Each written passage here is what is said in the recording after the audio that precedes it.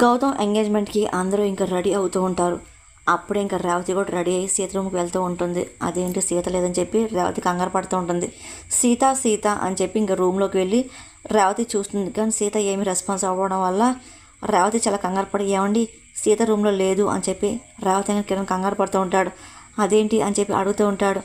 ముఖర్జీకి call చేద్దామా అని చెప్పి రేవతి అని ఇంకా ముఖర్జీ కాల్ చేస్తూ ఉంటారు. ఏంటి అని చెప్పి ముఖర్జీ అనగానే, అంటే సీత ఇంట్లో లేదు అడగొచ్చు అని చెప్పి డౌట్గా అడుగుతూ ఉంటారు. లేదని చెప్పి ముఖర్జీ అనగానే, అంటే ఈరోజు మిథున ఎంగేజ్మెంట్ కదా, అంటే సీత ఆపుతుందని చెప్పేసి మాషి కిడ్నాప్ చేసిందేమో, ప్రమాదంలో పెట్టిందేమో, నాకు భయంగా ఉంది అని చెప్పి రేవతి అంటూ ఉంటుంది. అనుకున్న విధంగా ఇంకా రేవతి కిరణ్ సార్ ఏదవుతా అయింది వెళ్దాం పదా అని చెప్పేసి మాషి ఇంటికి వస్తూ ఉంటారు.